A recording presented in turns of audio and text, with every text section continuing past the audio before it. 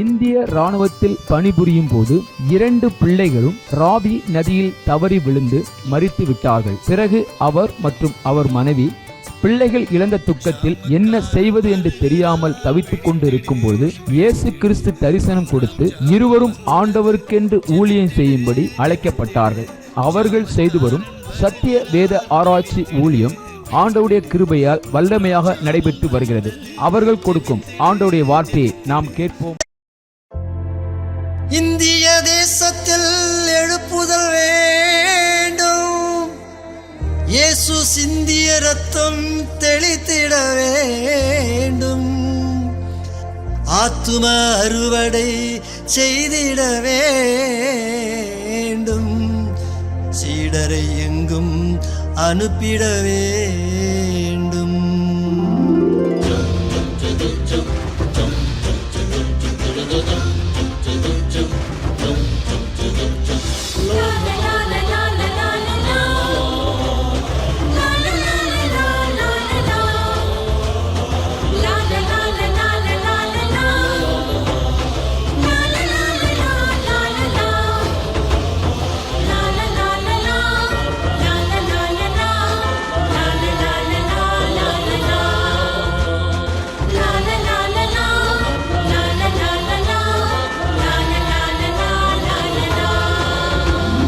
சிலுவை கொடி பறக்கட்டும், சீயோன் ராஜா வருகிறார். சிலுவை கொடி பறக்கட்டும், சீயோன் ராஜா வருகிறார். சிங்கம் போல நடந்திடு, சிறுநரிகள் ஓடிடும்.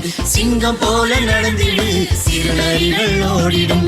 இந்தியாவில் வாழ்கின்ற மக்கள் ஒன்று கூடணும். இந்தியாவில் வாழ்கின்ற மக்கள் ஒன்று கூடணும். இமய முதல் குமரி வரை ஜெபாவி பொழியணும். இமய முதல் குமரி வரை ஜெபாவி பொழியணும். இமய முதல் குமரி வரை ஜெபாவி பொழியணும். சிலுவை கொடி பறக்கட்டும், சீயோன் ராஜா வருகிறார். சிலுவை கொடி பறக்கட்டும், சீயோன் ராஜா வருகிறார். சிங்கம் போல நடந்திடு, சிறுநரிகள் ஓடிடும். சிங்கம் போல நடந்திடு, சிறுநரிகள் ஓடிடும்.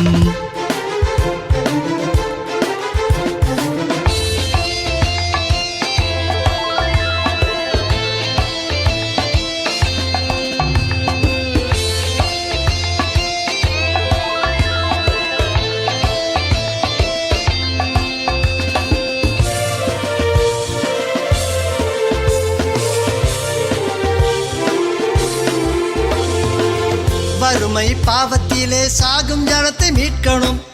வறுமை பாவத்திலே சாகும் ஜனத்தை மீட்கணும். சாதி மத பேதமின்றி இயேசு நாமம் போற்றணும்.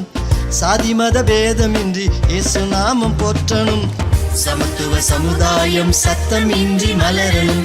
சமத்துவ சமுதாயம் சத்தம் இன்றி மலரணும்.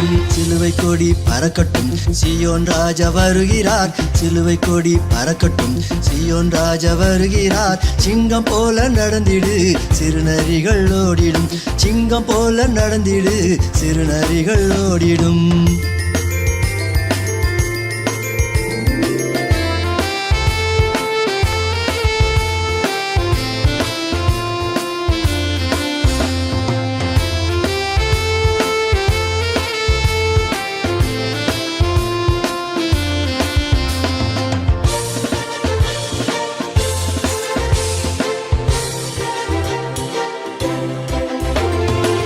சீடனும் ஜாமக்காரன் யுத்த வீரன் எழுமனும். சீடனும் ஜாமக்காரன் யுத்த வீரன் எழுமனும். நாடெங்கும் நற்செய்தி திருவசனம் விதைக்கணும். நாடெங்கும் நற்செய்தி திருவசனம் விதைக்கணும். நாளிடம் எங்கும் இயேசு திருநாமம் தொனிக்கணும். நாளிடம் எங்கும் இயேசு திருநாமம் தொனிக்கணும். சிலுவை கொடி பறக்கட்டும், சீயோன் ராஜா வருகிறார். சிலுவை கொடி பறக்கட்டும், சீயோன் ராஜா வருகிறார். சிங்கம் போல நடந்திடு, சிறுநரிகள் ஓடிடும். சிங்கம் போல நடந்திடு, சிறுநரிகள் ஓடிடும்.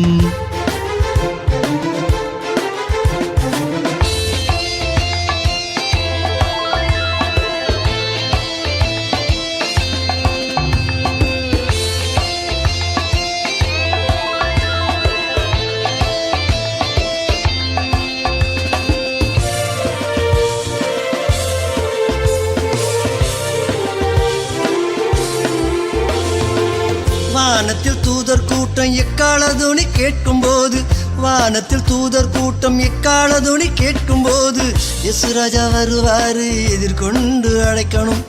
இயேசு ராஜா வருவாரு எதிர்கொண்டு அழைக்கணும். பரிசுத்த கூட்டமாக பரலோகம் போகணும். பரிசுத்த கூட்டமாக பரலோகம் போகணும். சிலுவை கொடி பறக்கட்டும், சீயோன் ராஜா வருகிறார். சிலுவை கொடி பறக்கட்டும், சீயோன் ராஜா வருகிறார். சிங்கம் போல நடந்திடு, சிறுநரிகள் ஓடிடும். சிங்கம் போல நடந்திடு, சிறுநரிகள் ஓடிடும். இந்தியாவில் வாழ்கின்ற மக்கள் ஒன்று கூடணும். இந்தியாவில் வாழ்கின்ற மக்கள் ஒன்று கூடணும். இமய முதல் குமரி வரை ஜெபாவி பொழியணும். இமய முதல் குமரி வரை ஜெபாவி பொழியணும். இமய முதல் குமரி வரை ஜெபாவி பொழியணும். சிலுவை கொடி பறக்கட்டும், சீயோன் ராஜா வருகிறார். சிலுவை கொடி பறக்கட்டும், சீயோன் ராஜா வருகிறார். சிங்கம் போல நடந்திடு, சிறுநரிகள் ஓடிடும். சிங்கம் போல நடந்திடு, சிறுநரிகள் ஓடிடும். சந்தோஷமா இருக்கிற ஒரு கரணை தட்டி தேவநாமத்தை மையப்படுத்த பார்க்கலாம். ஹல்லேலூயா ஹல்லேலூயா ஹல்லேலூயா ஹல்லேலூயா ஹல்லேலூயா ஹல்லேலூயா. ஹல்லேலூயா. இப்போ ஆண்டவருடைய வார்த்தையை நாம் கேட்க போகிறோம். ஹல்லேலூயா. ஹல்லேலூயா. எத்தனை பேர் ஆண்டவருடைய வார்த்தை கேட்க வாஞ்சியா இருக்கிறீங்க? எல்லாமே வாஞ்சியா இருக்கணும். ஹல்லேலூயா. சங்கீதம் 91:14 நாம் வாசிக்கும் போது, அவன் என்னிடத்தில் வாஞ்சையா இருக்கிறபடியால் அவனை விடுவிப்பேன். என் நாமத்தை அவன் அறிந்திருக்கிறபடியால் அவனை உயர்ந்த அடக்கத்தில் வைப்பேன். அவன் என்னிடத்தில் வாஞ்சியா இருக்கிறபடியால். சொல்லுங்க பார்க்கலாம்.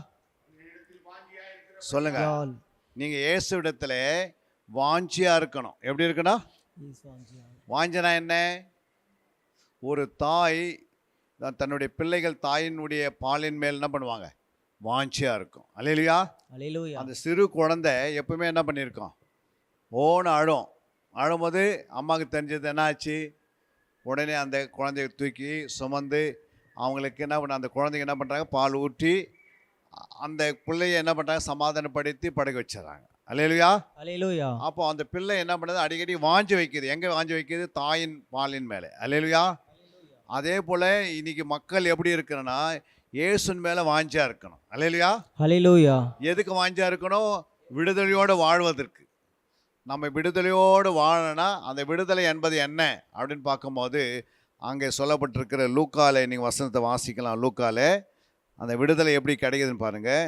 லூக்கா 13:11 சொல்லுகிறது, அப்பொழுது 18 வருஷமாய் பலவீனம் படுத்தும் ஆவி கொண்ட ஒரு ஸ்திரீ அங்கே இருந்தால், அவள் எவ்வளவும் நிமிரக்கூடாத கூனியா இருந்தாள். எப்படி? 18 வருஷமா. எத்தனை வருஷம்? 18 வருஷம் ஒரு அசுத்த ஆவி அந்த அம்மா மேலே இருந்திருக்குது. அவங்க வயதானவங்க, அவங்களால் நிமிர்ந்து நடக்க முடியாது. என்ன பண்ண முடியாது? நிமிர்ந்து நடக்க முடியாது. இப்படி தான் நடப்பாங்க அவங்க. எப்படி? நிமிர்ந்தெல்லாம் நேராக நடக்க முடியாது. அப்படியே வளைஞ்சிக்கினே வருவாங்க. நிறைய பேர் பார்த்துருப்பீங்க ஊருங்களில். பார்த்துக்கிறீங்களா? இங்கே வராங்களா ஒருத்தர்? அவங்க இந்த நாளைக்கு வந்திருந்தா விடுதலாயிருப்பாங்க. அல்லேலூயா. ஹல்லேலூயா. சார் ஓகே, அடுத்த முறை வரும்போது கட்டாயம் வருவாங்க. அப்போ இயேசு என்ன பண்ணார்? அந்த அம்மா நிமிர்ந்து அப்படியே என்ன பண்ணால் கூனியாகவே வந்து கொண்டிருக்கிறாங்க. கூனியாகவே அந்த அம்மா என்ன பண்ணிக்கிறாங்க? 18 வருஷமாக என்ன பண்ணிக்கிறாங்க? கூனியாகவே அந்த ஆலயத்தில் இருந்துருக்கிறாங்க. யோசித்து பாருங்கள். ஒரு சூரியனை பார்க்க முடியாது, ஒரு நட்சத்திரத்தை பார்க்க முடியாது, ஒரு சந்திரனை பார்க்க முடியாது, ஒரு மரத்தில் எவ்வளோ விளைச்சல் வந்துக்குது என்ன பண்ண முடியாது? பார்க்க முடியாது. நிமிர்ந்து பார்க்கவே முடியாது யார்கிட்டையுமே. அப்படி பிசாசு அந்த அம்மாவை என்ன பண்ணிக்கிறான்? 18 வருஷமாக என்ன பண்ணிக்கிறேன்? 18 வருஷமாக கூனியாகவே வச்சுட்டுக்கிறாங்க. பாருங்கள், ஒரு மனுஷன் நிமிர்ந்து நடக்க வேண்டிய மனுஷனை எப்படி வச்சிருக்கிறான் பிசாசு? கூனி வச்சிருக்கான். அந்த ஷேப், அந்த நிமிர்ந்து நடக்கிற அந்த ஷேப்பு அப்படியே கூனியாக மாற்றிட்டான். இன்றைக்கி உலகத்தில் எத்தனை பேர்கள் புரியுங்களா? எத்தனோ விதமான காரியத்தில் கைகள் முடவாயிருக்குது, கால் முடவாயிருக்கிறது. சிலருக்கு என்ன பண்ணியிருக்கிறது? பல விதமான காரியங்கள் இருக்கிறது. அல்லேலூயா. ஹல்லேலூயா. அதனால தான் ஆண்டவர் சொல்கிறாரு, இயேசு என்ன சொல்கிறாருன்னா, அந்த ஆலயத்துக்குள்ளே நுழைகிறாரு. லூக்கா 13:16 பாருங்க, இதோ சாத்தான் 18 வருஷமாய் கட்டியிருந்த ஆபிரகாமின் குமாரத்தி ஆகிய இவளை ஓய்வு நாளிலே இந்த கட்டிலிருந்து அவித்து வேண்டுவது இல்லையா என்றார். அல்லேலூயா. அல்லேலூயா. பாருங்க, ஏதோ கட்டி வச்சிருக்குது. எப்படி மாடுகள்லாம் கட்டுறாங்களா கழுத்துல, புரியுங்களா? அந்த மாதிரி பிசாசானவன் அந்த மாதிரி என்ன பண்ணியிருக்கிறான், கட்டி வச்சிருக்கிறான். புரியுங்களா? ஆண்டவர் சொல்றாரு, அந்த அம்மாவை என்ன பண்றா இயேசு, அந்த கட்டை அவித்து விட வேண்டியது அவசியம் இல்லையா? அப்போ இயேசு வந்து அந்த அம்மா முதுகு மேலே என்ன பண்ணுறாரு, கைகளை வைக்கிறார். இயேசுடைய கை பரிசுத்தமல்ல கை. அல்லேலூயா. அல்லேலூயா. அந்த பரிசுத்தமல்ல கை அந்த முதுகின் மேலே வைக்கும் போது, புரியுங்களா, அந்த அம்மா நிமிர்ந்து நடக்கிறாங்க. எப்படி நடக்கிறாங்க? நிமிர்ந்து நடக்கிறாங்க. உடனே நிமிர்ந்து நடந்து அவங்க இயேசுவை பார்க்குறாங்க. இயேசுவை பார்க்கக்கூடாதபடிக்கு பிசாசு என்ன பண்ணுறான், நிறைய பேர் இன்றைக்கி கூனியாக கட்டி வச்சிருக்கிறான். இந்த ஊரில் எவ்வளோ பேர் இருக்கிறாங்க. இயேசுவை ஏன் பார்க்க முடியல அப்படின்னா, அவன் ஏதோ ஒரு கட்டில் என்னங்கிறாங்க, எல்லாம் ஒரு கட்டில் இருக்கிறாங்க. நீங்கள் ஊரில் போய் பார்த்தீங்கன்னா ஒரு கட்டில், சிலவங்க பார்த்தோன்னா குடி கட்டில், சிலவங்க வெத்தலை பார்க்க ஒரு கட்டு, சிலவர்களுக்கு தூக்கத்தில் ஒரு மயக்கமான ஒரு கட்டு, எப்போ பார்த்தாலும் தூங்கின்னு இருப்பாங்க. சிலர்கள் பலவிதமான கடனில் கட்டு, சிலர்களுக்கு வியாதியில் கட்டு, சிலருக்கு கேன்சர் கட்டு, சிலர்களுக்கு அவங்களுடைய நிலத்தில் எதுவுமே விளைச்சல் வராது. எவ்வளோதான் அவங்க விதைத்தாலும் சரியான அறுவடை இருக்காது. அது ஒரு கட்டு. அல்லேலூயா. அல்லேலூயா. சிலருக்கு அடிமையாக இருப்பாங்க. சிலவங்களுக்கு அந்த பிள்ளைங்களை அடிமைப்படுத்திப்பாங்க. புரியுங்களா? வேலை செய்து வேலை வாங்கிறதுக்கு அடிமைப்படுத்திப்பாங்க. அவங்க அந்த வீட்லேயே என்ன பண்ணுவாங்க, ஒரு வேலைக்காரனை போல இருப்பாங்க. அல்லேலூயா. அல்லேலூயா. இப்படி சொல்ல போனால் ஏகப்பட்ட கட்டுகளினாலே பிசாசு கட்டி வச்சிருக்கிறான். சில குடும்பத்தில் பார்த்தீங்கன்னா கணவன் பீடி சிகரெட்டுக்கு கட்டு. எப்போ பார்த்தாலும் அவரே ஒரு 10 பீடியாவது பிடிக்கலைன்னா 10 சிகரெட் பிடிக்கலாம் விட என்ன இருக்கும். அல்லேலூயா. அல்லேலூயா. 10 பீடியாவது 10 சிகரெட்டாவது அவன் பிடிச்சினே இருப்பாங்க ஒரு நாளைக்கு. சிலவங்க நடு ராத்திரி கூட எழுந்து என்ன பண்ணுவாங்க, சாப்பிடுவாங்க. புரியுங்களா? அது ஒரு கட்டு. சிலவங்க என்ன பண்ணுவாங்க, சிலருக்கு கணவனுக்கு அடிமையாக இருப்பாங்க. அது ஒரு கட்டு. சிலவங்க மனைவிக்கு அடிமையாக இருப்பாங்க, கட்டு. சிலங்க பிள்ளைங்க பெற்றோருக்கு அடிமையாக இருப்பாங்க. சில பெற்றோர் பிள்ளைங்களுக்கு அடிமையாக இருப்பாங்க. புரியுங்களா? இதெல்லாம் ஒரு கட்டு. சிலங்க அந்த ஊருக்கே கட்டு போட்டு வச்சுருப்பான். புரியுங்களா? நாங்கள் சொல்லாமல் நீங்கள் எங்கேயுமே போகக்கூடாது. புரியுங்களா? யார் வந்து இயேசு பற்றி சொன்னாலும் என்ன பண்ணக்கூடாது, ஏற்றுக்கொள்ளக்கூடாது. அவங்க வருவாங்க போவாங்க, நீங்கள் அமைதியாக இருந்து நீங்கள் என்ன பண்ணோம், அவங்க கொடுக்குறது ஏதாவது நீங்கள் வாங்கிக்கிங்க, ஆனால் என்ன பண்ணாதீங்க, இயேசுக்கிட்ட மட்டும் போயிடாதீங்க அப்படின்னு என்ன பண்ணுறாங்க நிறைய பேர் சொல்லி சொல்லி சொல்லி அது ஒரு கட்டுப்பாடு வச்சுருப்பாங்க. புரியுங்களா? அந்த ஊருக்கு அவங்க ஒரு அடிமை மாதிரி. அல்லேலூயா. இப்படி அந்த மனுஷனையும் ஒரு கட்டில் தான் இருப்பான். புரியுங்களா? இப்படி பிசாசானவன் இன்னைக்கு அநேகர்களை கட்டு போட்டு வைத்திருக்கிறான். ஆனால் எப்படியாப்பட்ட மனுஷர் கட்டில் இருந்தாலும் அது இயேசு என்ற ஒரே ஒரு நாமத்துக்கு தான் விடுதலை ஆகும். அல்லேலூயா. அல்லேலூயா. அந்த வீடு கட்டிலேருந்து உடையணும், அவன் சிகரெட் பீடியிலேருந்து அந்த பழக்கத்துலேருந்து விடுதலை ஆகணும், அவங்க சினிமாலேருந்து விடுதலை ஆகணும், இல்லை அவங்க சீரியலேருந்து விடுதலை ஆகணும். புரியுங்களா? இப்படி வியாதியிலேருந்து விடுதலை ஆகணும், இல்லை அவர்களுடைய சரீரத்தில் ஊமையாக இருப்பாங்க, அது ஒரு கட்டு. இல்லை நீங்கள் பார்த்துருப்பீங்களே, வாயெல்லாம் என்ன பண்ண பேச மாட்டாங்க, குழந்தைலேருந்தே பேச மாட்டாங்க, அது ஒரு கட்டு. சிலவங்களுக்கு திருமணமாகி குழந்தையே பிறக்காது, பல வருடங்கள் அப்படியே இருப்பாங்க, அது ஒரு கட்டு. அல்லேலூயா. அல்லேலூயா. இப்படி திருமணமாகி கட்டு, திருவங்களுக்கு பார்த்து திருமணமே ஆகாதே அப்படியே ஊரெலாம் சுற்றி நிற்பாங்க. புரியுங்களா? அவங்களுக்கு திருமணமே ஆகாது, அது ஒரு கட்டு. அது ஆனால் எப்படியாப்பட்ட கட்டு இருந்தாலும் அந்த இயேசு நாமத்தினால அந்த அம்மா ஆலயத்துக்குள்ளே வந்தப்போ தான் அந்த கட்டு உடையுது. அப்போ இயேசுவின் ஆலயத்தில் நீங்கள் அழைச்சி கொண்டு வாங்க. அல்லேலூயா. அல்லேலூயா. அவங்கள ஆலயத்துக்குள்ளே கொண்டு வரும்போது இங்கே ஆண்டோடைய வசனத்தை பேசுகிற தேவ ஊழியர்கள் ஆண்டுடைய பாதத்தில் இருப்பார்கள் எப்போதுமே. அவர்கள் ஒரு வசனத்தை சொல்லி ஜெபம் பண்ணா அந்த கட்டு உடைஞ்சிருது. அல்லேலூயா. அல்லேலூயா. அப்போ 18 வருடம் யோசித்து பாருங்க, 18 வருஷம் அவங்க கூனியாக இருந்தவங்களை கர்த்தர் விடுதலை ஆக்குறாருன்னா உங்களை விடுதலை ஆக்காது இருப்பாரா? உங்கள் ஊரை விடுதலை ஆக்க மாட்டாரா? உங்கள் பிள்ளைகளை விடுதலை ஆக்க மாட்டாரா? உங்களுடைய கஷ்டத்திலிருந்து விடுதலை ஆக்க மாட்டாரா? உங்கள் கண்ணீரின் பாதையிலே நீங்கள் ஓடிக்கொண்டிருக்கிற உங்களை கர்த்தர் விடுதலை ஆக்க மாட்டாரா? ஆண்டவரால் ஆகாத காரியம் ஒன்றுமே இல்லை. அல்லேலூயா. அல்லேலூயா.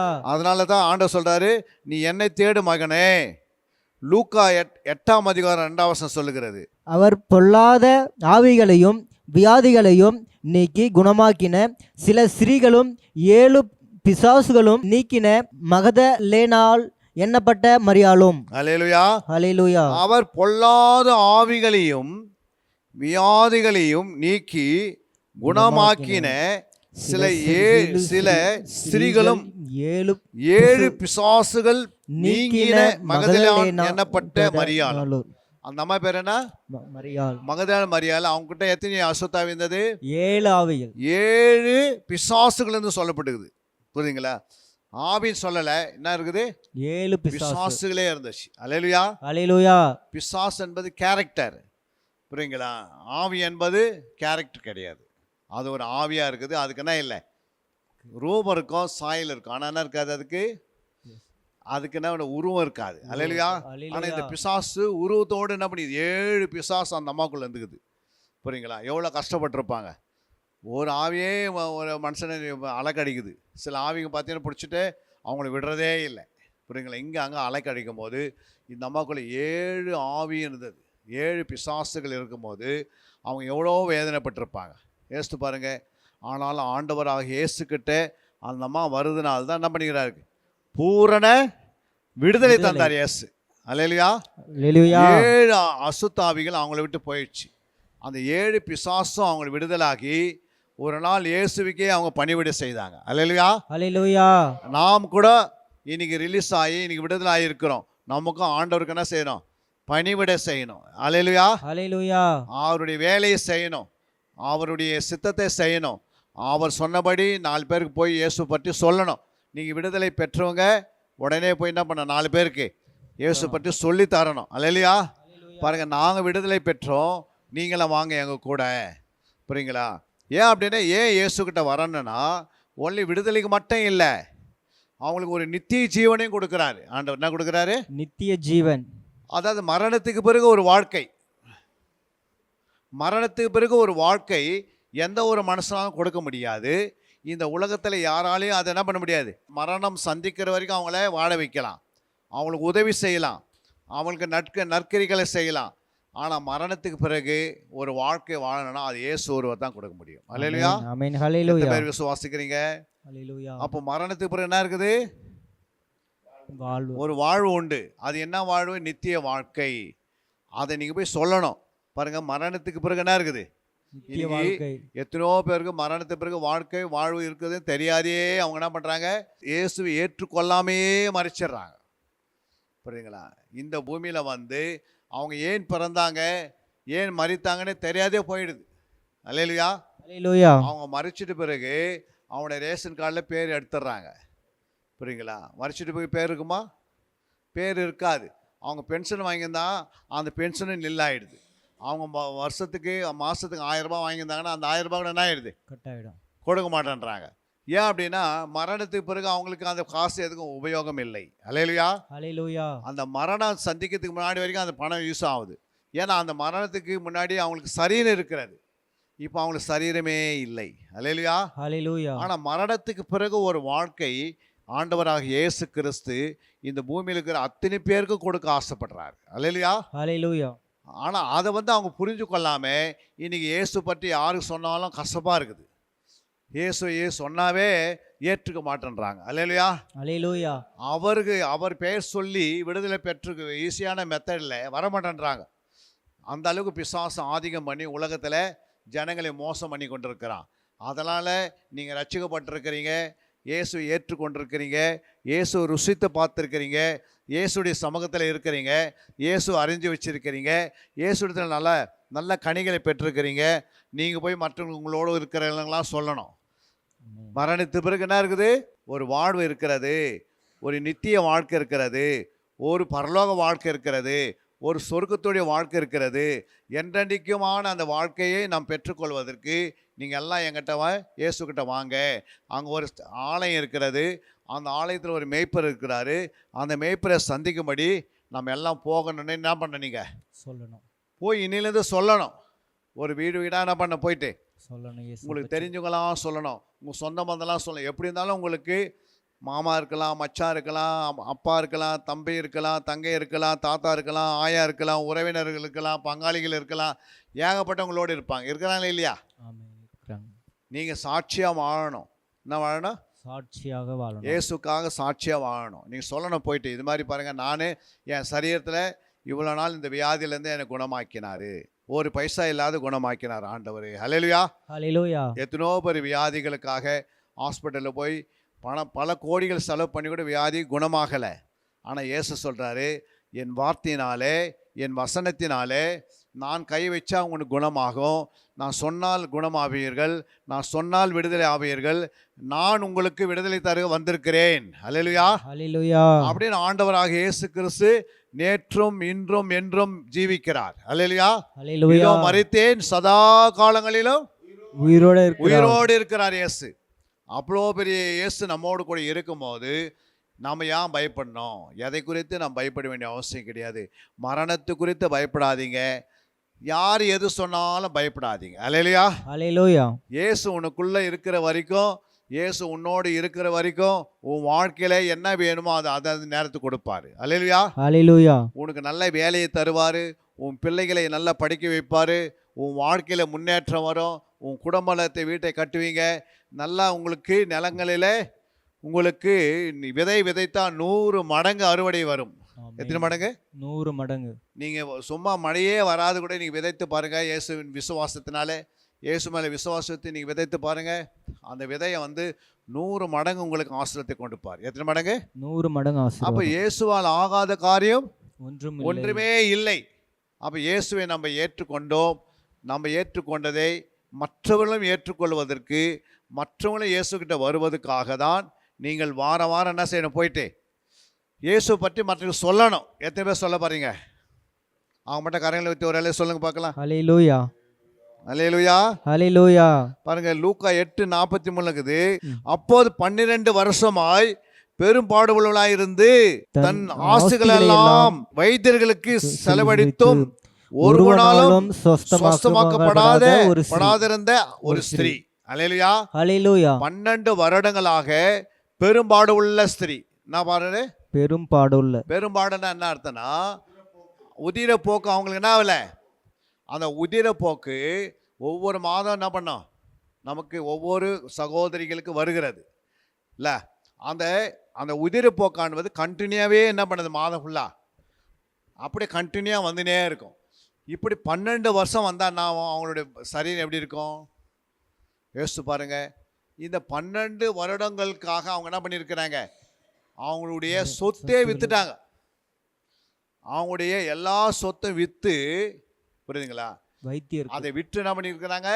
அந்த குணமாக்கத்துக்காக ஹாஸ்பிட்டலுக்கு போய் என்ன பண்ணிக்கிறாங்க? மருத்துவர்கள் சந்தித்திருக்கிறாங்க. எல்லா சொத்தும் இழந்தும் அவங்களுடைய சரீரத்தில் சுகமே ஆகவில்லை. ஹல்லேலூயா. என்ன செய்யல? சுகமாகலை. புரியுங்களா? டாக்டரால் முடியல, வைத்தியரால் முடியல, பணத்தினால முடியல, வீட்டை விற்றாங்க, நிலத்தை விற்றாங்க, எல்லாம் அடமானம் வச்சாங்க, எல்லாமே போயிட்டு கடைசியில் அவங்க வீட்டை விட்டே வெளியே வந்துட்டாங்க. ஊரே அவங்கள என்ன பண்ணிச்சு? ஒதுக்கிடுச்சு. புரியுங்களா? பெரும்பாடு உள்ள ஸ்திரியை ஊரில் வைப்பாங்களா? வைக்கவே மாட்டாங்க. தீட்டுன்னு சொல்லுவாங்க அந்த காலத்தில். ஹல்லேலூயா. ஹல்லேலூயா. ஏன்னா அவங்களுக்கு அந்த மாதிரி இருக்குதுன்னு எல்லாருக்கும் வந்துன்னு சொல்லி பயப்படுவாங்க.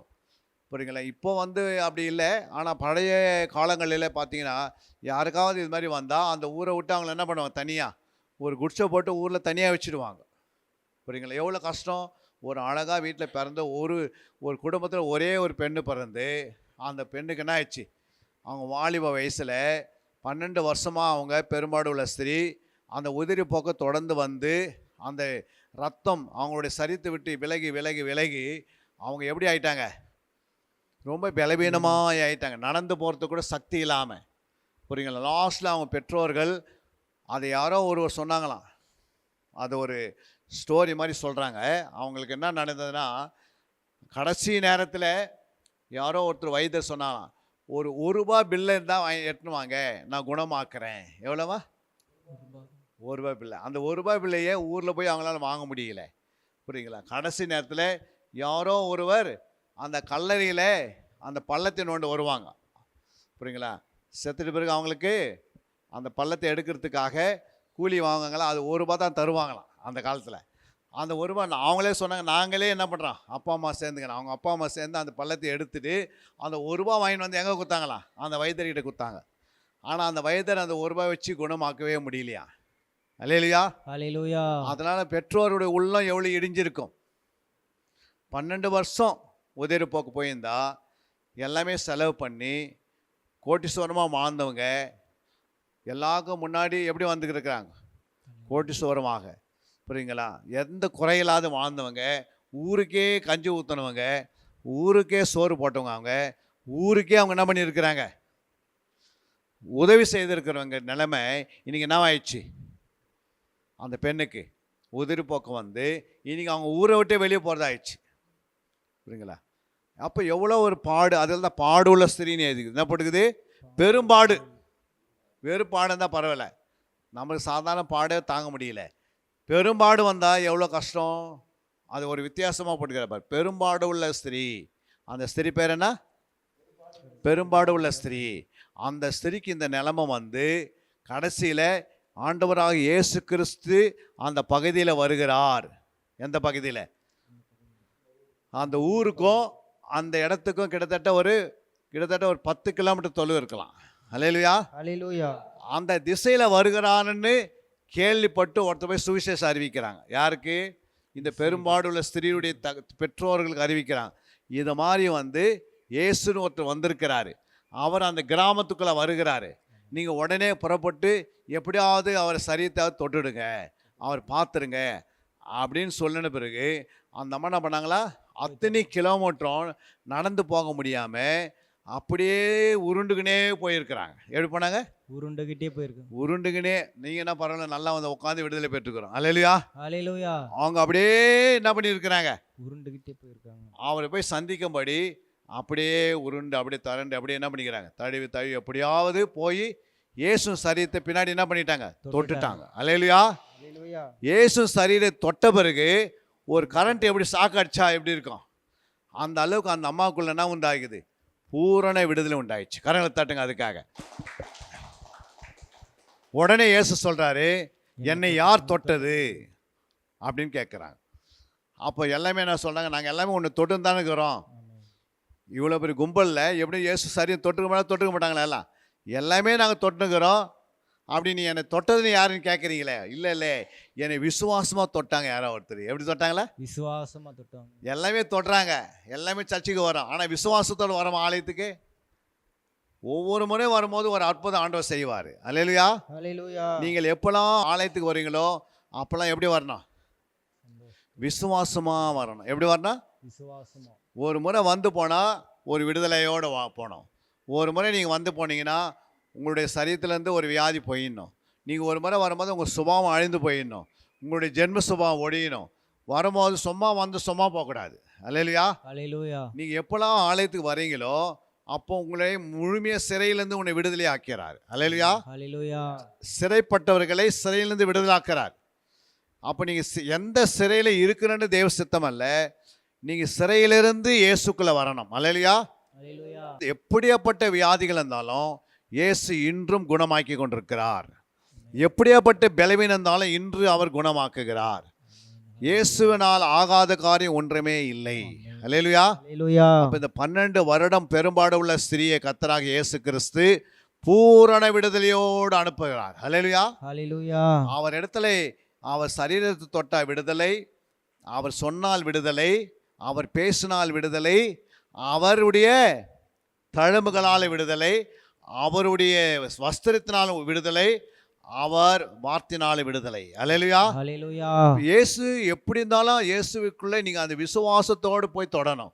அப்படி நீங்கள் தொடும் போது கர்த்தர் உங்களை விடுதலை ஆக்குவார். அல்லேலூயா. ஹalleluya. அது மட்டும் சொல்கிறார் ஆண்டவர். இன்னொரு வசனத்தை வாசிங்க, அங்கே வாசிக்கலாம். யோபு 2ஆம் அதிகாரம் 7ஆம் வசனம். அப்பொழுது சாத்தான் கர்த்தருடைய சந்நிதியை விட்டு புறப்பட்டு யோபின் உள்ளங்கால் தொடங்கி அவன் உச்சந்தலை மட்டும் கொடிய பற்களால் அவனை வாதித்தான். அல்லேலூயா. யோபுன்னு ஒரு பக்தன் இருந்தார்.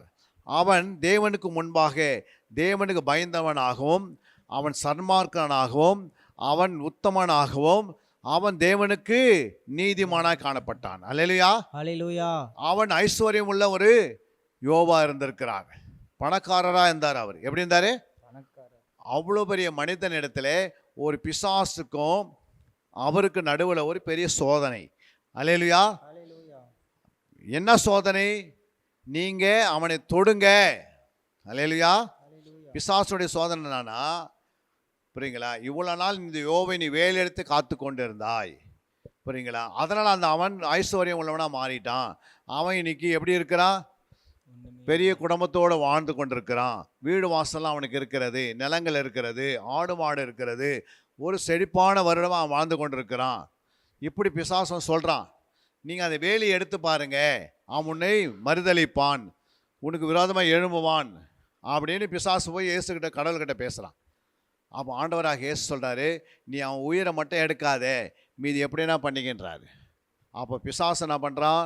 ஒவ்வொரு நாளும் ஒவ்வொரு சரீரத்தில் வியாதிகளை கொண்டு வரான். அவங்க குடும்பத்தை முழுமையாக அழிச்சிட்றான், வீடு வாசல் அழிச்சிட்றான், நிலத்தை அழிச்சிட்றான், ஆடு மாடு எல்லாத்தையும் ஒழிச்சிட்றான். அல்லேலூயா. அல்லேலூயா. எல்லாமே அவன் இழந்து போயிடுறான். புரியுங்களா?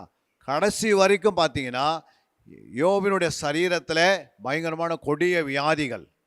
அல்லேலூயா. அல்லேலூயா. ஆராய்ச்சியாளர் சொல்கிறாங்க, கிட்டத்தட்ட 9 மாதம் அவனுக்கு சரீரத்தில் கொடிய வியாதி இருந்ததான். அது கேன்சருன்றாங்க. பயங்கரமான வியாதி அவனை சூழ்ந்து கொண்டது. பிசாசு அந்த அளவுக்கு அவனை வேதனைப்படுத்தி கொண்டிருக்கிறான். ஆனாலும் ஒரு நாள் கூட அவன் என்ன செய்யலை. வாசிக்கலாம் அந்த வசனத்தை. அங்கே யோபு 1ஆம் அதிகாரம் கடைசி 2 வசனத்தை வாசிக்கும் போது, நிர்வாணமாய் தன் தாயின் கர்ப்பத்திலிருந்து வந்தேன், நிர்வாணியாய் அவ்விடத்தில் இருந்து திரும்புவேன், நிர்வாணமாய் நான் திரும்புவேன். கர்த்தர் கொடுத்தார், கர்த்தர் எடுத்தார், கர்த்தர் கொடுத்தார், கர்த்தர் எடுத்தார். கர்த்தருடைய நாமத்துக்கு ஸ்தோத்திரம், கர்த்தருடைய நாமத்துக்கு ஸ்தோத்திரம். அல்லேலூயா. அல்லேலூயா. அவர் சொல்றாரு, நான் நிர்வாணமாய் வந்தேன். என் தாயின் கருவில் எப்படி வந்தாரா? நான் தாயின் வயிற்று வெளியே வரும்போது நிர்வாணம் தான் வந்தேன். மறுபடியும் நான் நிர்வாணம் போகிறதுக்கு நான் பிரயாசப்படுறேன். புரியுங்க? எனக்கு எது கவலை கிடையாது. எல்லாம் அழிஞ்சிச்சு, எல்லா பொருளும் போயாச்சு, பிள்ளைங்க போயாச்சு, புரியுங்களா, சொத்து போயாச்சு, அவனுக்கு இருந்த ஆடு மாடு ஒட்டகம் எல்லாமே அழிஞ்சிச்சு. இன்றைக்கி ஒன்றுமே இல்லாத நடுவு ரோட்டில் வந்து அவர் ஒரு ஓட்டை எடுத்து அவன் சொரிஞ்சுன்னு இருக்கிறான். அந்த அளவுக்கு ஆகிப்போச்சு. ஊரெல்லாம் பார்த்து அவனை கேலி செய்கிறாங்க. இவ்வளோ பெரிய ஒரு ஐஸ்வர்யம், இவ்வளோ பெரிய பணக்காரன் ஒரு எங்கே இருக்கிறான்? நடு ரோட்டில் இருக்கிறான் அப்படின்னு. அல்லேலூயா. அல்லேலூயா. ஆனால் அவனுக்குள்ள இருக்கிற அந்த விசுவாசம், அந்த நம்பிக்கை, புரியுங்களா, அவன் தேவன் மேல் வைத்திருக்கிற அந்த நம்பிக்கை. சொல்றாரு, என்னை கொன்று போட்டாலும் உன்மேல் நான் நம்பிக்கையாக இருப்பேன். எப்படி சொல்றாரு? கொன்று போட்டாலும் என்னை நீ கொன்று போட்டாலும் கூட நம்பிக்கையாக இருப்பாரா? அந்த அளவுக்கு ஒரு விசுவாசம் யாருக்குள்ள இருந்தது? இந்த யோபுக்குள்ள இருந்தது. அதை முடிவு பறிந்த வரைக்கும் அவன் எப்படி இருந்தான்? ஆண்டவர் மேல இருக்கிற அந்த விசுவாசம் உறுதியாக இருந்தான், நம்பிக்கையில் உறுதியாக இருந்தான், திடமனதாக இருந்தான், சோர்ந்து போகாமல் இருந்தான். வியாதி வந்தது, குடும்பத்தில் அழிவு வந்தது, எல்லாம் இழந்து போனான், எல்லாமே அவனை விட்டு விலகிடுச்சு. சரீரத்தில் வியாதி. அந்த அம்மா அவனுடைய மனைவி வந்து சொல்கிறாங்க, நீ ஆண்டவரை தூசித்து ஜீவனை விடு. எப்போ பார்த்தாலும் என்ன சொல்கிற? கர்த்தர் நல்லவர் என்றையே, கர்த்தர் நல்லவர் இருந்தால் இவனுக்கு ஏன் இப்படி பலவீனம் வந்தது? ஆண்டவரை விட்டுடு. மாசுங்க அந்த வசனத்தை. யோபு 2ஆம் அதிகாரம் 9ஆம் வசனம் 10ஆம் வசனம். அப்பொழுது அவன் மனைவி அவனை பார்த்து, நீ இன்னும் உன் உத்தமத்திலே உறுதியாய் நிற்கிறாயே, தேவனை தூஷித்து ஜீவனை விடும் என்றால். ஜீவனை விடும். அதுக்கு என்ன சொல்றாரு? அதற்கு அவன் நீ பைத்தியக்காரி பேசுகிறது போல பேசுகிறாயே, தேவன் கையிலேயே நன்மை பெற்றோமே, ஏன் தீமை பெறக்கூடாதா என்றால். அல்லேலூயா. அல்லேலூயா. அப்ப தினந்தோறும் நீ வசனத்தை என்ன பண்ண, நீங்க வாசிக்கணும். அல்லேலூயா. அல்லேலூயா. தினந்தோறும் ஒரு அதிகாரத்தை வாசித்தா தான் என்ன பண்ணோம்? நல்லா வாசிப்பதற்கு ஆண்டவர் வாயில் என்ன பண்ணார்? வார்த்தையை வைப்பார். அல்லேலூயா. எப்போ வருஷத்துக்கு ஒரு முறை பைபிள் வாசித்தா என்ன பண்ணோம்? வசனம் வராது. புரியுங்களா? இந்த வசனத்தை அனுதினமும் என்ன பண்ணோம்? நம்முடைய வாழ்க்கையில் வாசிக்கணும். அப்போ யோபனுடைய வாழ்க்கையில் பாருங்க, யோபனுடைய மனைவி வந்து சொல்றாங்க, ஆண்டவரை நீ என்ன பண்ணிட்டு தூசித்து உயிரை விட்டுரு. புரியுங்களா? ஜீவனை விடுனா உயிரை விட்டுரு. ஆண்டவரை நீ தூஷித்திரமா? ஏன் நீ எப்போ பார்த்தாலும் ஆண்டவரே ஆண்டவரே ஆண்டவர் சொல்லுகிற? இவ்வளோ கஷ்டம் வந்ததே, இவ்வளோ நஷ்டம் வந்திருக்கிறதே, வீடு வாசல் எல்லாம் போயிடுச்சு, நடு ரோட்டில் வந்து இருக்கிறையே, இவ்வளோ வியாதியோடு இருக்கிறியே, உனக்கு தோளும் சரித்திரனாகுது, வெறும் எலும்பு தான் இருக்குது, எல்லாமே அவனுடைய மாம்சம்லாம் போயாச்சு, இனிமேல் ஒன்றுமே இல்லையேன்னு சொல்லி என்ன பண்ணுறான் யோபு கதறி கொண்டு இருந்தாலும் ஆண்டவரை மறுதளிக்கலை, விசுவாசத்தில் உறுதியாக இருக்கிறான். எவ்வளோ பெரிய வியாதி குத்தாலும் இந்த ஆண்டருக்காய் நிற்கிறான், தைரியமாக நிற்கிறான். எங்களுடைய குடும்பத்தில் கூட 2 பிள்ளைகள் நாங்கள் இழந்துட்டோம். ஒரே நாளில் ஜம்மு காஷ்மீரில் இராணுவத்தில் இருக்கும்போது 2 பிள்ளைகளும் ஒரே நாளில் தண்ணியில் அடிச்சுட்டு போயிட்டாங்க. புரியுங்களா? அப்போ 2 பிள்ளைகளை அடிச்சுட்டு போன பிறகு என்னுடைய மனைவி அவங்களுடைய நிலைமை எப்படி ஆயிடுச்சுன்னா ஒரு பைத்தியக்காரியை போல மாறிட்டாங்க.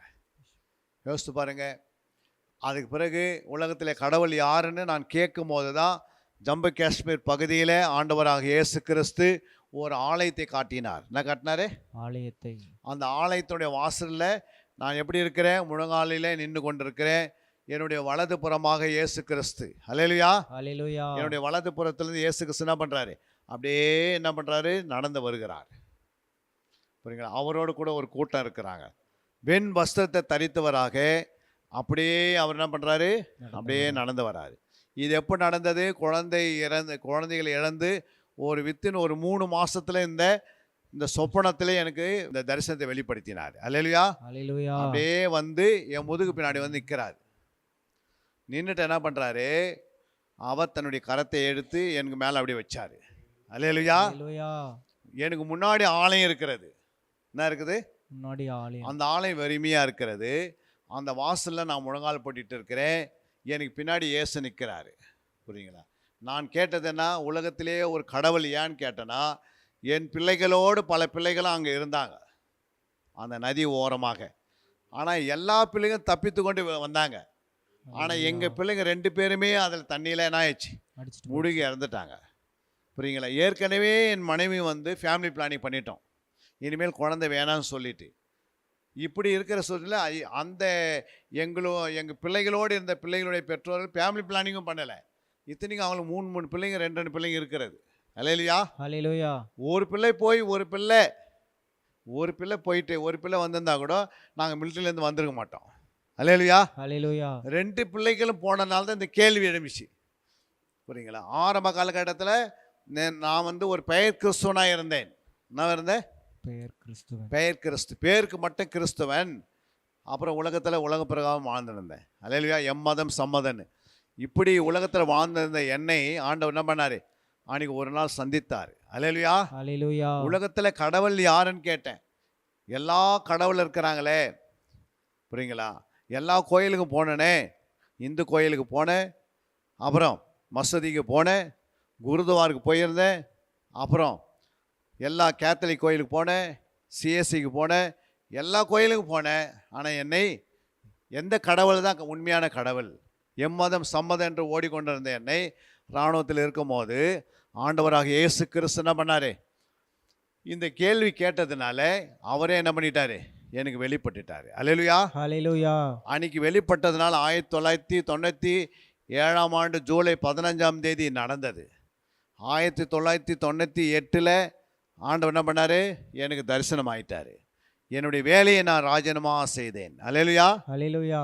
ஒரே நாளில் ஒரே வருடத்துக்குள்ளே 2 பிள்ளைகளும் ஒரே நேரத்தில் இழந்து, என் வேலையை இழந்து, அந்த பட்டணத்தை தேசத்தை இழந்து வெறுமையாக நாங்கள் என்ன பண்ணோம்? எங்களுடைய சொந்த ஊருக்கு வந்துட்டோம். அல்லேலூயா, ஹல்லேலூயா. ஏசு பாருங்க, நிறைவாய் போனோம். அன்றைக்கி ரூத்து சொல்கிறாங்கல்ல, நகோமி, நாங்கள் நிறைவோடு போனோம், அப்புறம் வரும்போது குறைவோடு வந்து நிற்கிறோம். அல்லேலூயா, ஹல்லேலூயா. அந்த மாதிரி எங்களுடைய வாழ்க்கையில் நிறைவாக போயிருந்தோம். 2 பிள்ளைகளோடு இராணுவத்துக்கு போய் சேர்ந்தோம். நாட்டுக்காக பாதுகாப்புக்காக போனோம், நாட்டுக்கு சேவை செய்யறதுக்காக போனோம். அந்த நாட்டில் எங்களுடைய பிள்ளைகள் பாதுகாக்க முடியாது போயிடுச்சு. அல்லேலூயா, ஹல்லேலூயா. அந்த நாள் எப்படியாப்பட்ட நாளாக இருந்திருக்கும்? ஒரு பெரிய துக்க நாட்களாக முடிஞ்சு போச்சு. அல்லேலூயா, ஹல்லேலூயா. இராணுவத்தில் ஸ்டார் வைக்கணும், பெரிய ஆஃபீஸராக மாறணும், இதெல்லாம் எண்ணம் கொண்டு வந்தேன். எதுவுமே செய்ய முடியல. ஆனால் எல்லாத்தையும் இழந்தாலும், பிள்ளைகளை இழந்தாச்சு, என் வேலையை இழந்தேன். என்னுடைய மனைவி கிட்டத்தட்ட 69 கிலோ இருந்தவங்க, அவங்க 29 கிலோ வந்துட்டாங்க, அழுது அழுது சாப்பிடாம. யோசித்து பாருங்கள், அவங்க சரீரத்தில் இழந்த, அவங்க பைத்தியக்கார ஆகிட்டாங்க. இந்த 4 விதமான காரியங்கள் நிறைவேறின பிறகு, 1 பிள்ளைகள் இருந்தனா, 2வது வேலைகள் இருந்தனா, 3வது மனைவி பைத்தியக்கார ஆயிடுச்சா, 4வது அவங்களுடைய சரீரத்தில் கிட்டத்தட்ட 30 கிலோ மைனஸ் ஆயிடுச்சு. அவங்களே மறிக்கிற நிலைமையில் போயிட்டாங்க. இது இழப்புகள் மத்தியில் உலகத்தில் கடவுள் யாருன்னு கேட்டதுனால தான் இயேசு எனக்கு இந்த மாதிரி ஒரு ஆலயத்தை காட்டி, இந்த ஆலயத்துக்கு வாசலில் நான் அழுது கொண்டிருக்கிற முழங்காலிட்டு எனக்கு பின்னாடி இயேசு வந்து தன் கரத்தை நீட்டினார். ஹல்லேலூயா, ஹல்லேலூயா. அப்போ இயேசு உயிரோடு இருக்கிறான்னு நினச்சிட்டு பிறகு தான் என்ன பண்ணேன், என் வேலையெல்லாம் ராஜினாமா செய்து நான் நேரடியாக சென்னைக்கு வந்துட்டோம். ஹல்லேலூயா, ஹல்லேலூயா. அதுக்கு பிறகு 2000 வந்து இயேசுவை தேட ஆரம்பித்தோம். எத்தனை வருஷம்? 2000 தேட ஆரம்பித்தோம். ஆண்டவர் அவர் எங்களுக்கு தென்பட்டதுனால அவர் இந்த ஊழியத்தை என் கையில் கொடுத்தாரு. ஹல்லேலூயா, ஹல்லேலூயா. ஆலயம் என்பது என்னது? ஆலயம் என்பது மனுஷனுடைய இருதயத்தை குறிக்கிறது. என்ன குறிக்கிறது? மனிதனுடைய இருதயம். நம்ம இருதயம் தான் ஆலயமா. அப்போ நான் யோசித்தேன், என்னடா இது நமக்கு ஆலயத்தை காட்டி வெறுமையாக இருந்தது அப்படின்னு பார்த்தா, இருதயம்தான் ஆலயம். புரியுங்களா? ஒரு காலத்தில் ஆலயம் ஆசாரி கூடாரமாக இருந்தது. அந்த ஆசாரி கூடாரத்தை கட்டுவதற்கு தாவீது வந்தார். தாவீதுடைய மகன் சாலமோன் கட்டிடமான ஆலயத்தை கட்டினான். இயேசு கூடாரத்தில் இருக்கிறாருன்னு சொல்லி அவர் பில்டிங்கில் வரணுன்னு பில்டிங் கட்டினாங்க. எங்கே? இஸ்ரவேல் தேசத்தில். அப்போ சாலமோன் ஒருத்தர் பில்டிங் கட்டி ஆலயத்தை கட்டினார். அதே ஆலயத்தை இயேசு வந்து இந்த உலகத்தில் சொன்னார், இந்த ஆலயத்தை இடித்து போடுங்க, நான் 3 நாளில் சரீரமாக ஆலயத்தை கட்டுகிறேன். ஹல்லேலூயா, ஹல்லேலூயா. அப்போ ஆண்டவர் ஏன் சரீரத்தில் வரணும் அப்படின்னா, நம்ம சரீரத்தில் இருதயம் இருக்கிறது, அந்த இருதயத்துக்குள்ளே வந்து வாசம் பண்ணணும். ஹல்லேலூயா, ஹல்லேலூயா. அப்போ பாருங்கள், இயேசு கிறிஸ்து இப்போ எங்கே வந்திருக்கிறாரு? இருதயம். நாமே ஆலயமாக மாற்றிட்டார். ஹல்லேலூயா. ஹல்லேலூயா. அப்போ அந்த இருதயத்துக்குள்ளே என் வசனம் இல்லாத ஜனங்க இருக்கிறாங்க, என் வார்த்தை இல்லாத இருக்கிறாங்க. ஆமென். நீ போய் என்ன பண்ணோம், ஒவ்வொரு ஆலயத்துக்குள்ளே போய் ஒவ்வொரு மனுஷனுக்குள்ளே என் வார்த்தையை நிரப்புவதற்காகவே உன்னை பிடித்து கொண்டேன். ஹல்லேலூயா, ஹல்லேலூயா. அப்படின்னு ஆண்டவர் என்ன பண்ணார், இந்த வேதத்தை கற்றுக்கொள்ள 7 வருஷம் எனக்கு பெங்களூரில் ட்ரைனிங் எடுக்க உதவி செய்தார். ஹல்லேலூயா. ஹல்லேலூயா. அது பிறகு என்ன, தேவன் அபிஷேகம் பண்ணினார். இன்று பார்த்தீங்கன்னா கிட்டத்தட்ட 8000 பிள்ளைகளுக்கு மேலே உருவாக்கப்பட்டிருக்கிறாங்க. எத்தனை பேர்? ஹல்லேலூயா. 8000 பேர் உருவாக்கப்பட்டிருக்கிறாங்க. அன்றைக்கி 2 பிள்ளைகளை நான் சரீரத்தில் இருந்தாலும் இன்றைக்கி 8000 பிள்ளைகள் உருவாக்கப்பட்டிருக்கிறது. எவ்வளோ பேர் பாக்கியம்! இது வந்து பரலோகம் போயினா தான் அங்கே தான் என்னுடைய நான் என்ன செய்தனோ அதனுடைய பலன் அங்கே இருக்கிறது. ஹல்லேலூயா, ஹல்லேலூயா. அது பிறகு எங்கள் 2 பிள்ளைகளை ஆண்டவர் கேட்கும்போது அவங்க பரலோகத்தில் இருக்கிறதை காட்சி காட்டினார் ஆண்டவர். 2வது காட்சி என்ன காட்சி?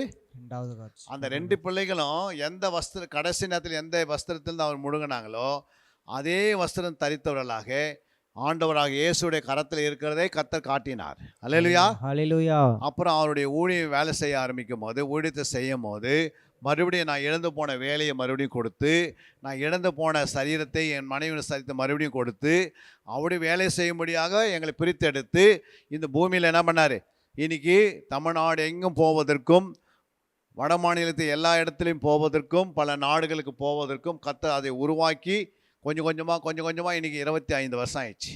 எத்தனை வருஷம்? 25 வருஷம். இன்றைக்கி 2025 நின்று இருக்கிறோம். ஹல்லேலூயா, ஹல்லேலூயா. அப்படியே 2 பிள்ளைங்களும் போயிடுச்சே, ஐயோ இனிமேல் வாழ்வே கிடையாது, இன்னும் கொஞ்சம் சாராயத்து குடி, இன்னும் கொஞ்சம் சாராயத்து குடி செத்துடலாம் அப்படின்னு நான் போனேன்.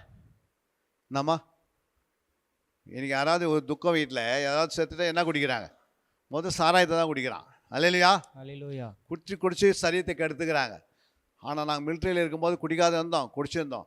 ஆனால் பைபிளை கையில் எடுத்ததுனால கர்த்தர் எல்லாத்தையும் விட சொல்லிட்டார். ஹல்லேலூயா, ஹல்லேலூயா. இந்த வேதத்தை எடுத்தனால இயேசு ஏற்றுக்கொண்ட பிறகு எல்லா குடியும் எங்களை விட்டு போயிடுச்சு, எல்லா அசுத்தாவும் எங்களை விட்டு போயிடுச்சு, எல்லா விதமான தரித்திரம் எங்களை விட்டு போய் எங்கள் மேல் கர்த்தருடைய ஆசீர்வாதம் வந்து இறங்கி இன்னைக்கு எத்தனோ பேர்களுக்கு விடுதலை ஆகி கொண்டிருக்கிறார். ஹல்லேலூயா, ஹல்லேலூயா. எத்தனோ மரித்தோர்களை எழுப்பக்கூடிய கிருபை செய்திருக்கிறார். எத்தனோ பேருக்கு ஜெபம் பண்ணி விடுதலாக்கி இருக்கிறார். எத்தனோ குடும்பங்களுக்கு ஆறுதல் படுத்தியிருக்கிறார்.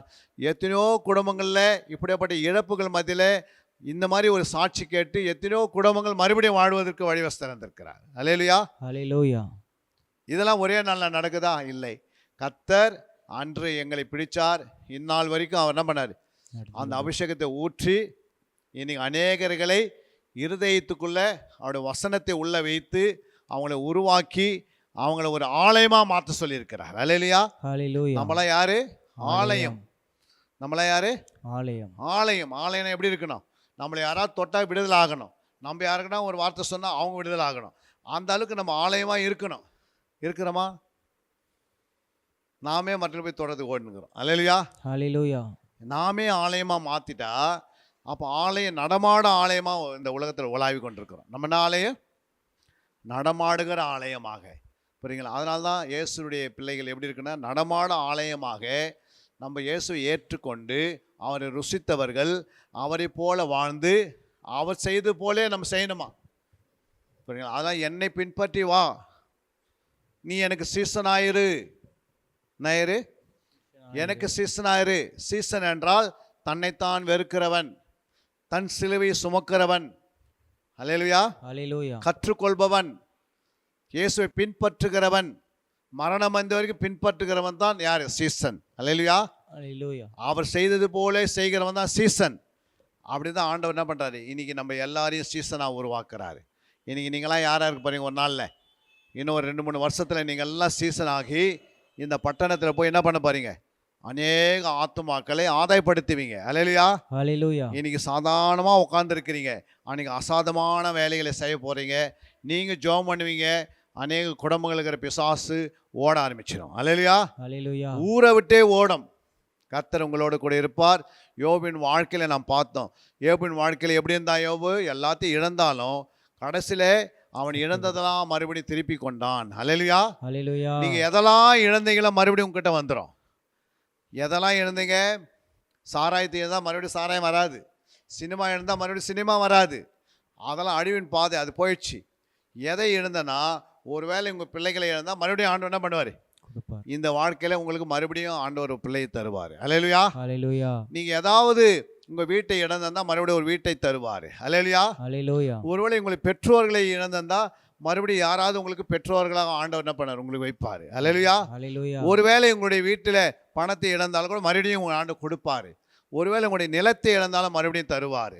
ஒருவேளை உங்களுடைய வேலையை நீங்கள் இழந்தாலும் அந்த வேலையை மறுபடியும் கொடுப்பார். அல்லேலூயா. ஹalleluya. ஒருவேளை யாராவது உங்களை அபகரித்து உங்களுடைய இடத்தை எடுத்துக்கொண்டு வந்தாலும் மறுபடியும் அதை திருப்பி கொடுத்துருவார். அல்லேலூயா. ஹalleluya. அதெல்லாம் இயேசுவால் ஆகும். இயேசுவால் ஆகாத காரியம் ஒன்றுமில்லை. ஒன்றுமே இல்லை. அன்றைக்கி யோபு எல்லாத்தையும் திருப்பி கொண்டது போல இன்றைக்கி நீங்கள் ஆலயத்தில் வந்திருக்கிறீங்க. உங்களை வெறுமையாக ஆண்டவர் அனுப்ப மாட்டார். இந்த 2025 வருஷத்தில் ஜனவரி மாதம் முதல் வாரத்திலேயே கர்த்தர் உங்களுக்கு ஒரு அற்புதத்தை செய்து உங்களை இங்கிருந்து விடுதலையோடு அனுப்ப போகிறார். அல்லேலூயா. ஹalleluya. நீங்கள் இங்கிருந்து போகும்போது எப்படி போக போகிறீங்க? விடுதலையோடு போக போகிறீங்க. இனிமேல் நீங்கள் என்ன பண்ண மாட்டீங்க? வெத்தலை பாக்கு போட மாட்டீங்க, சீரியலை பார்க்க மாட்டீங்க. அல்லேலூயா. ஹalleluya. நம்ம மேலே ஒரு அபிஷேகம் இறங்கி வரப்போகிறது. நாம் கண்களை மூடி செபிக்க போகிறோம். எல்லாம் கண்களை மூடி ஒரு நிமிடம் நாம் ஆண்டவராக இயேசுவை நோக்கி பார்க்கலாமா? எல்லாம் வாயை திறந்து, ஏசப்பா என்னை பலப்படுத்துங்கப்பா, என் மேல் இறங்கி வாங்க, என்னை ஸ்திரப்படுத்துங்க, என்னை சீர்படுத்துங்க, என்னை நிலைநிறுத்துங்க, என்னை குணமாக்குங்க. நான் உன்னுடைய வேலை செய்யணும், ஒரு சீசனை போல வாழணும். ஆண்டவர் இந்த பட்டணத்தில் அநேக ஆத்துமாக்கள் ஆதாயப்படுத்தினப்பா, என் மேலே இறங்கி வாங்கப்பா, என் குடும்பத்து மேலே இறங்கி வாங்க, எங்கள் வீட்டில் ரட்சிக்கப்படாதவர்களை ரட்சிங்க ஆண்டவரே என்று எல்லாம் கேளுங்க பார்க்கலாம். எல்லாம் வாயை திறந்து கேளுங்க. எங்கள் குடும்பத்தில் ரட்சிக்கப்படாதெல்லாம் ரட்சிக்கப்படணும், எங்கள் ஊரில் ரட்சிக்கப்படாதுங்க ரட்சிக்கப்படணும், எங்கள் பட்டணத்தில் ரட்சிக்கப்படாதுங்க ரட்சிக்கப்படணும். ஆண்டவரே எங்கள் ஊரில் இருக்கிற மக்கள்லாம் இயேசு ரட்சிகராக ஏற்றுக்கொள்ளணும். உதவி செய்யுங்கப்பா. ஏசப்பா நாங்கள் ஜெபிக்கிறோம். கேளுங்க. ஏசப்பா நாங்கள் ஜெபிக்கிறோம் ஆண்டவரே, இந்த பட்டணத்துக்கிற மக்களெல்லாம் இயேசு அறிய வேண்டும். ஒருவரும் நரகத்துக்கு போகக்கூடாது. எல்லாம் இயேசுடைய சில பரலோகத்துக்கு ராஜ்யத்தை சுதந்திரிக்கணும். ஆண்டவரே உதவி செய்யுங்கப்பா. உம்முடைய கண்களை தயவு உண்டாகட்டும். உம்முடைய மனதுருகி எங்கள் மேல் இரக்கம் பாராட்டுவீராக. இந்த பட்டணத்து மேல் உம்முடைய வல்லமை அனுப்புங்க. உம்முடைய ராஜ்யத்தை கட்டப்பட உதவி செய்யுங்கப்பா. ஆண்டவரே எங்களை எங்கள் பிள்ளைகளெல்லாம் நாங்கள் குடும்பமாக சபைக்கு வரணும். இன்றைக்கி நான் தனித்து வந்திருக்கிறேன். ஏற்ற நேரத்தில் நாங்கள் குடும்பத்தோடு வரணும், ஊரே வரணும். ஆலயத்துக்கு ஊரில் இருக்கிற மக்களெல்லாம் திரும்பி வரணும். ஆண்டவரே விடுதலை ஆக்குங்கப்பா, உதவி செய்யுங்க. ரபாலா ஷகாலா திரிகா ராதனகலபா கர்த்தருடைய மகிமை இறங்குவதாக, இந்த பட்டணத்து மேல் இறங்குவதாக. இந்த சபையை ஆலயத்தை நடத்துகிற ஐயாக்கு நல்ல பலனை கட்டளிடுவீராக. தாயாருக்கு நல்ல பலத்தை கொடுப்பீராக. இன்னும் ஆத்மா ஆதாயத்துக்காக ஓடுவதற்கு நல்ல வாகனத்தை தருவீராக. ஒரு புதிய வாகனத்தை இந்த வருஷத்தில் வாங்குவதற்கு வழிவாசலை திறப்பீராக.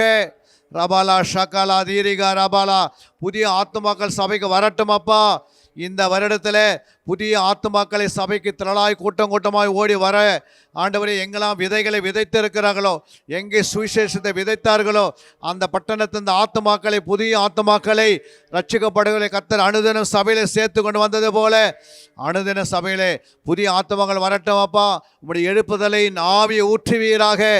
ஆண்டவரே, முன்மாறியும் பின்மாறி மழையை ஊற்றி இந்த பட்டணத்தை விடுதலை ஆக்குங்க. ரபாலா ஷாக்கா லாதி ரீகா ரதனாகா லபா ஜகா ராதனாகா லபா ரபா. எல்லாம் வாயை திறந்து அந்நிய பாசையினாலே பேசி, ஆண்டவரே உம்முடைய கிருபை, உம்முடைய இரக்கம், உம்முடைய தயவு எங்களை சுற்றி வேலடித்துக் கொள்ளுங்கப்பா. உம்முடைய தயவுனாலே எங்களை மூடுங்க, உம்முடைய இரக்கத்தினாலே எங்களை மூடுங்க, உம்முடைய கிருபைனாலே மூடுங்க. இந்த வருஷம் முழுமையாக எந்த வியாதி இல்லாத, நோய் இல்லாத, கடன் இல்லாத வாழ்வதற்கு வழிவாசலை திறந்து தருவீராக. ஓ ரபாலா ஷாக்கல் அதே ரேகா ரபா. நல்ல குணங்கள் உருவாகட்டும். எங்களுக்குள் ஆவின் கனி உருவாகட்டும். அநேகர்களுக்கு நாங்கள் சாட்சியா ஜீவிக்க சுகந்த வாசனை முகர்ந்து அவர்களை மனந்திரும்ப கொண்டு வருவீராக. ஓ ரபாலா ஷாக்கல் அதே ரீகா ரபா. எங்கள் பிள்ளைகள் ஞானத்தில் வளர்வாராக. எங்கள் பிள்ளைகள் ஞானத்திலையும் புத்தியிலையும் அறிவிலையும் தேறியவர்களாய் வர உதவி செய்வீராக. நம்முடைய ராஜ்யம் கட்டப்பட உதவி செய்வீராக. ஓ ரகாலா ஷக்கா ராதினேகாரபா. இந்த பட்டணத்தில் அதிகமான ஜெபங்கள், 7 மணி நேரம் ஜெபம், 12 மணி நேரம் ஜெபம், 21 மணி நேரம் ஜெபம், 72 மணி நேரம் ஜெபம். ஆண்டவரே, 10 பகல் 10 இரவு ஜெபம். ஓ ராலா ஷக்கா அலாதி ரீகாபா. 21 நாள் ஜெபம், உபவாச ஜெபம், 40 நாள் ஜெபம், மக்களுக்காக பரிந்து பேசுகிற ஜெபம். ஆண்டவரே, மக்களுக்காக கண்ணீரோடு ஜெபிக்கிற ஜெபங்கள் இந்த பட்டணத்தை ஏறெடுக்க நீ உதவி செய்வீராக. எப்போது பெருமுச்சோடு ஜெபிக்கக்கூடிய கிருபை செய்யுங்கப்பா. ஆண்டவர், வியாக்குலத்தோடு ஜெபிக்கக்கூடிய கிருபை தாங்க. கண்ணீரோடு நாங்கள் ஜெபிப்பதற்கு ஆண்டவர் கிருபை தாங்கப்பா. அணிந்து போகிற ஆத்மாக்களுக்காக திறப்பின் வாயில நின்று கதறி ஜெபிக்கக்கூடிய கிருபை தாங்க. உபவாசத்தோடு ஜெபிக்கக்கூடிய கிருபை தாங்க.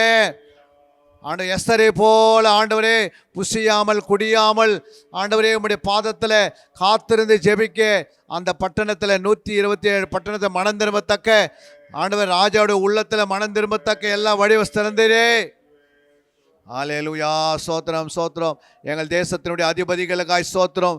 ஆண்டவர், எங்கள் தேசத்தில் இருக்கிற நீதிபதிகளுக்காய் சோத்திரம்.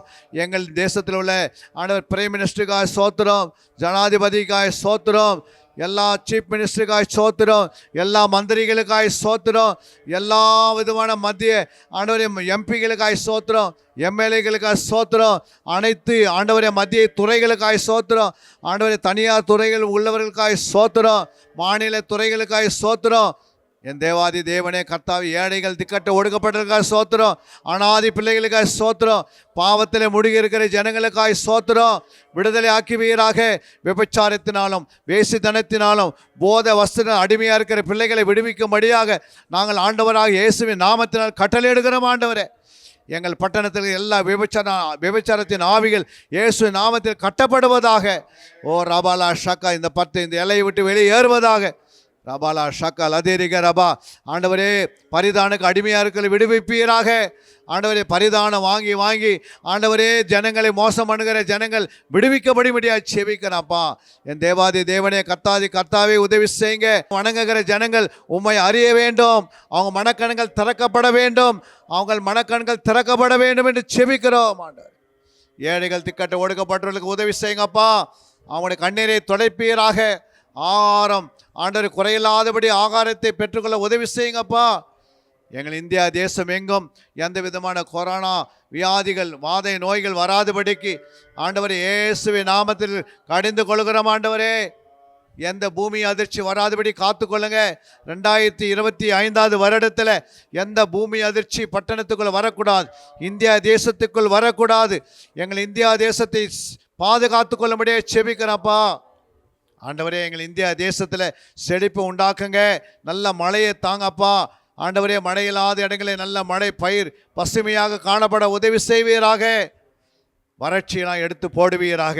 உம்மால் ஆகாத காரியம் ஒன்றுமே இல்லைப்பா. எங்கள் பட்டணம் முழுமையாக எங்கள் இந்தியா தேசம் எங்கு வாழ்கிற மக்கள் இயேசுவை சொந்த இரட்சகராய் ஏற்றுக்கொள்ள எல்லா வழிவாசலும் திறங்கும்படியாக நான் செபிக்கிறோம். கர்த்தருடைய கண்ணில் தயவு உண்டாக்கும்படியாக உம்மால் ஆகாத காரியம் ஒன்றுமில்லை ஆண்டவரே. ஒரு வார்த்தை சொல்லுங்கப்பா. எங்கள் இந்தியா தேசத்தில் எல்லா மக்களும் இயேசுக்கிட்ட வரணும், எல்லாம் இயேசுக்கிட்ட வரணும் என்று வேண்டிக் கொள்கிறோம் அப்பா. எங்கள் இந்தியா தேசத்தினுடைய எல்லா ஊழியர்களையும் உடைய கரத்திலே கொடுக்கிறோம். எங்கள் இந்தியா தேசத்தினுடைய மிஷனரிகளையும் உடைய கரத்திலே கொடுக்கிறோம். எங்கள் இந்தியா தேசத்தினுடைய எல்லா விதமான ஆண்டவர் ஏழை மக்களையும் உடைய கரத்திலே கொடுக்கிறோம். நீர் எல்லாரையும் பலப்படுத்தி ஆசீர்வதித்து உடைய நாமத்தை மகிமைப்படுத்துங்க. இந்த நல்ல அடியனை மறைத்து நீ வெளிப்படுறதுக்காய் சோத்திரம். உடைய வார்த்தைகளை கேட்ட பிள்ளைகளுக்காய் சோத்திரம். ஆண்டவரே இந்த சபை நாளுக்கு நாள் விருத்தி அடைப்பதுக்காக சோத்திரம். இந்த 2025 முடிவதற்கு முன்பாக இந்த ஆலயம் முழுமையை நிரம்பி வழிய ஆத்துமாக்களை கொண்டு வரும்படியாக செபிக்கிறோம். ஆண்டவரே நல்ல ஊழியர்களை ஏற்படுத்துங்க. இந்த சபையை ஆலயத்தை நடத்துவதற்கு ஐயோடு சப்போர்ட் பண்ணி ஊழியம் செய்வதற்கு நல்ல ஒரு ஊழியக்காரனையும் நல்ல ஒரு மனைவி கொண்டு வருவீராக. ஆண்டவரே நீ கொண்டு வரப்போதுக்காய் சோத்திரம். உம்முடைய ராஜ்யம் கட்டப்படுவதற்காய் சோத்திரம். எங்களை தாழ்த்தி அர்ப்பணிக்கிறோம். இந்த வருடத்தில் மியான்மார் பகுதிகள் அடியனை கொண்டு போகிறீர், வெளிநாடு கொண்டு போகிறதுக்காய் சோத்திரம். அந்த பகுதியிலே உம்முடைய வார்த்தையை விதைப்பதற்கு, அந்த வார்த்தை 30, 60, 100 பலன் கொடுப்பதற்கு ஆண்டவரை அழைத்த ஊழியர்களை பலப்படுத்தி அந்த பகுதியிலே அடியனை கொண்டு போய் விதைக்கிறவங்க ஆண்டவரே. அந்த விதைத்து அது முளைத்து எழும்பி அங்கே லட்சங்களாக, ஆயிரங்களாக, கோடிகளாக ஆத்துமாக பெருகட்டுமாப்பா. அதுக்காக செபிக்கிறோம். நல்ல உடல் ஆரோக்கியத்தை எங்களுக்கும் குடும்பங்களுக்கும் அருமையான ஐயா குடும்பங்களுக்கும் கொடுப்பீராக. ஆண்டவர் அப்படியாக சபை விசுவாசியில் யாவரையும் சுகத்தையும் பலத்தையும் ஆரோக்கியத்தை கட்டளைங்க. யாருக்கும் எந்த வியாதிகள் இல்லாத, நோய் இல்லாதபடி உம்முடைய கரத்தினாலே காத்துக்கொள்வீராக. உம்முடைய பலத்த கரத்தினாலே, பலத்தினாமல்ல பராக்கிறது என் நாவினால் ஆகும் என்று சொன்னீரப்பா. ஒவ்வொரையும் பேர் பேராக ஆசீர்வதித்து சரீர ஆசீர்வாதம், ஆவிக்குரிய ஆசீர்வாதம், நித்திய ஆசீர்வாதம், குடும்ப ஆசீர்வாதம், ஆண்டவரே அவங்களுடைய தேவையில் தனிப்பட்ட ஆசீர்வாதம், எல்லா ஆசீர்வாதத்தில் நீர் ஆசீர்வதித்து நாங்கள் அனுப்புகிறோம். இந்த பிள்ளைகள் ஆசீர்வாதமாய் போகட்டும். அடியனை மறைத்து நீ வெளிப்படுறதுக்காய் சோத்திரம். அற்ப புரோஜனமுள்ள ஊழியக்கார் பேச வேண்டியது பரிசுத்த ஆவியானவர். நீர் பேசினீர், நீ ஜெபித்தீர், உம்முடைய நாமத்தை மகிமைப்படுத்தி இருக்கிறீர். எல்லா துதி கன மகிமை உமக்கு ஒருவருக்கு ஏறெடுக்கிறோம். இயேசுவின் நாமத்தினாலே பரிசுத்த ஆவியாக ஒத்தாசையில் ஜெபிக்கிறோம் எங்கள் ஜீவன் நல்ல பிதாவே, ஆமென். அல்லேலூயா, அல்லேலூயா, அல்லேலூயா. என் ஆத்துமாவே கர்த்தரை சோத்திரி, என் முழுவதுமே பரிசுத்த நாமத்தை சோத்திரி. என் ஆத்துமாவே கர்த்தரை சோத்திரி, கர்த்தர் செய்த சகல உபகாரங்களையும் மறவாதே, ஆமென். நம்முடைய ஆண்டவராக இயேசு கிறிஸ்துவின் கிருபையும் பிதாவாகிய தேவனுடைய அன்பும் பரிசுத்தாவின் அந்நிய ஐக்கியமும் வழிநடத்தலும் சமாதானமும் நம்முடைய ஆண்டவராக இயேசு கிறிஸ்துவின் ரகசிய வருகை மட்டும் சகல பரிசுத்தவான்களோடும் நம்மோடு கூட நீடித்து நிலைத்திருப்பதாக, ஆமீன். அல்லேலூயா, அல்லேலூயா, அல்லேலூயா. அன்பிற்குரியவர்களே, சத்திய வேத ஆராய்ச்சி வித்தியாசாலை தரிசன ஊழியம் 1. வடமாநிலத்தில் 300 திருச்சபைகளை உருவாக்குதல். 2. மாதம் ஒருமுறை எழுப்புதல் உருவாக்கும் எழுப்புதல் கூட்டம். 3. ஊழியர்கள், சபை தலைவர்கள், சுவிசேஷர்களுக்கென கருத்தரங்கு, அதாவது சத்திய வேத ஆராய்ச்சி நேரம். 4. டிவி ஊழியம். 5. பத்திரிகை ஊழியம். 6. சிடி டிவிடி ஊழியம். 7. பவர் கேம்ப் அக்னி அபிஷேக முகாம். 8. உபதேச ஆராய்ச்சி கருத்தரங்கு ஊழியம். 9. நலிந்த குழந்தைகள் இல்லம். 10. 24 மணி நேர ஜெப மையம். 11. சத்திய தேவ ஆராய்ச்சி கல்லூரி. 12. சிறுவர்கள் உருவாக்கும் ஊழியம். 13. மருத்துவ முகாம். 14. ஜெயில் ஊழியம். 15. கைப்பிரதி ஊழியம். 16. கிராம ஊழியம். 17. மிஷனரியை உருவாக்கும் ஊழியம். 18. நன்றி துதி ஆராதனை கூட்டங்கள். 19. சமூக நலப்பணிகள் ஊழியம். 20. இன்டர்நெட் மூலமாக ஆன்லைன் படிப்புகள். இது விரைவில் வரவிருக்கின்றது. 21. தேவனுடைய வருகைக்கு ஆயத்தப்படுத்துதல். இதனுடைய நோக்கங்கள்: 1 கோடி சீடர்கள் உருவாகுதல், 1 கோடி ஜாமக்காரர்கள் உருவாகுதல், 1 கோடி யுத்த வீரர்கள் உருவாகுதல், 1 கோடி ஊழியர்கள் உருவாகுதல். தரிசனத்தை அவன் கண்டபோது அவர்களுக்கு சுவிசேஷத்தை அறிவிக்கும்படி கர்த்தர் எங்களை அழைத்தார். புறப்பட்டு போக பிரயத்தனம் பண்ணி. அப்போஸ்தலர் நடபடிகள் 16:10.